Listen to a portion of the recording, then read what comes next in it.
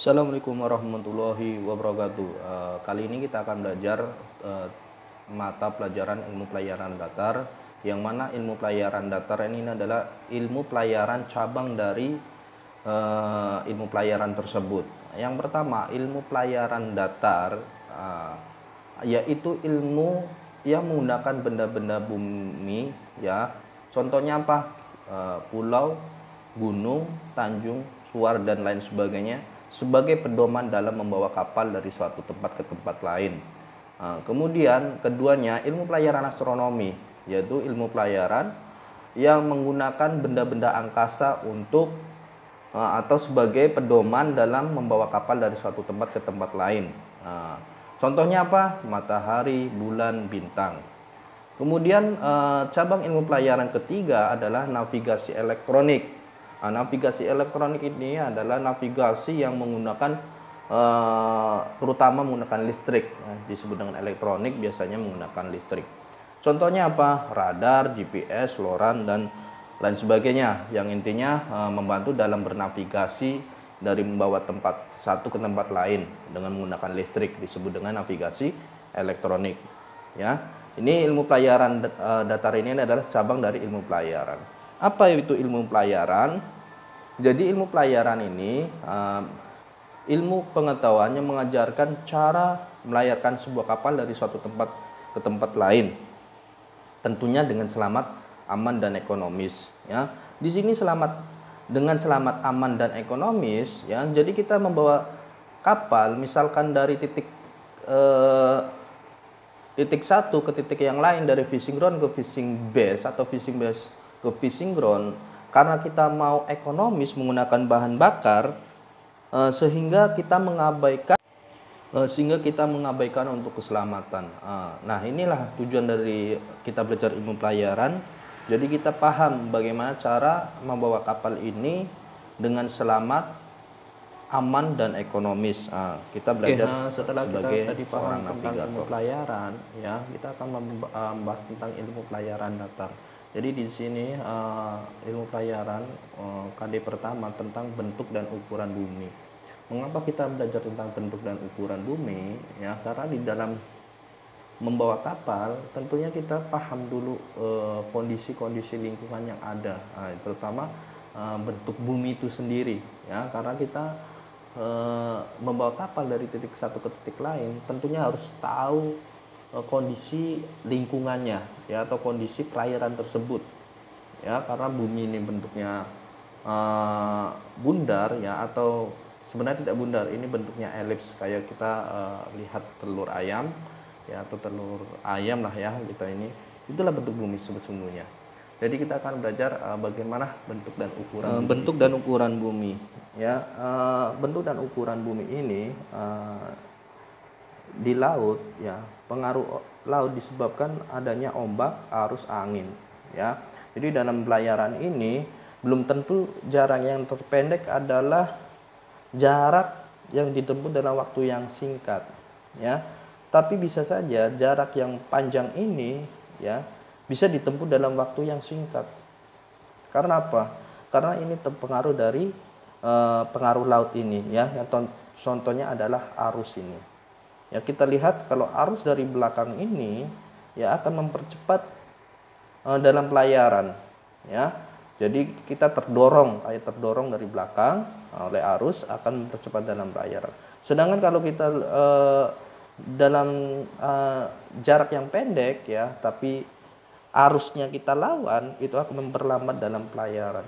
Jadi jarak yang pendek belum tentu waktu yang singkat, tapi bisa saja jarak yang panjang dia ditempuh dengan waktu yang pendek. Nah, itulah kita mengapa belajar bentuk dan ukuran bumi. Setelah kita yang terutama kita di laut, jadi ada jarak yang pengaruh akan tempuh ombak, dalam arus, pelayaran, angin.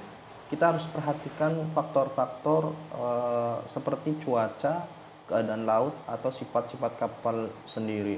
Nah, di dalam cuaca nanti biasanya dari BMKG akan mengeluarkan berita acara atau tentang informasi cuaca yang kita akan layari, ya. Kemudian ada keadaan laut, bagaimana di situ ombaknya besar atau bagaimana akan diinformasikan di MKG, ya.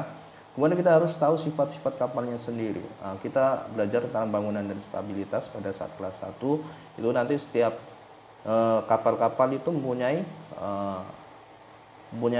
sifatnya masing-masing. Ada yang disebut dengan kapal kapu, ada yang kapal lengser atau sebagainya. Kita harus paham kapalnya. Itu akan mempengaruhi jarak tempuh dalam pelayaran, ya. Kemudian faktor lainnya sehingga diperoleh suatu rencana pelayaran yang paling ekonomis dan cukup aman, ya. Ekonomis dan cukup aman. Ekonomis ini dalam penggunaan BBM, cukup aman dalam segi kita lihat kapal itu membawanya, ya. Jadi secara garis besar ilmu pelayaran ini kita udah bahas tadi, ya. Jadi ilmu pelayaran ada ilmu pelayaran datar, ilmu pelayaran astronomi, kemudian ada navigasi elektronik. Kita lihat di situ ada pembahasannya tentang ilmu pelayaran datar itu apa, ilmu pelayaran astronomi apa, navigasi elektronik itu apa.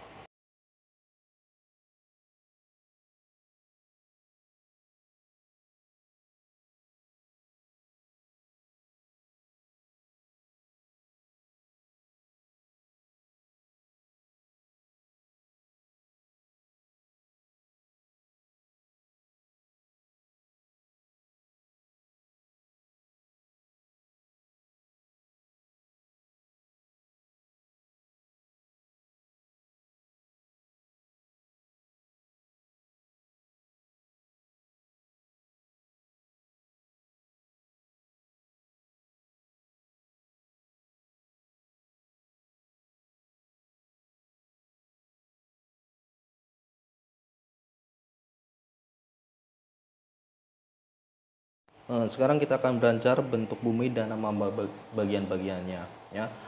Di dalam bumi kita akan, kalau kita belah itu akan terbagi menjadi dua. Ada namanya disebut dengan lingkaran besar dan lingkaran kecil. Yang mana lingkaran besar ialah lingkaran yang membagi bola menjadi dua bagian yang sama besarnya, ya. Titik pusat lingkaran berhimpitan dengan titik bola, ya. Kemudian ada yang disebut dengan lingkaran kecil, ialah lingkaran yang menjadi dua bagian yang tidak sama besar, ya. Ini disebut dengan lingkaran kecil. Kemudian titik pusat lingkaran tidak berhimpitan dengan titik pusat bola, ya. Jadi titik pusat lingkaran ini, ya, itu nanti kita akan bahas disebut dengan kutub utara dan kutub selatan, ya. Nanti akan pembahasan di KD koordinat dan titik ukur bumi, ya. Kita mengenal dulu bagian-bagiannya bumi, ya. Ada disebut dengan kutub utara dan kutub selatan, kemudian lingkaran besar dan lingkaran kecil, ya. Yang membuktikan bahwa bumi ini adalah berbentuk bulat, ya. Yang pertama adalah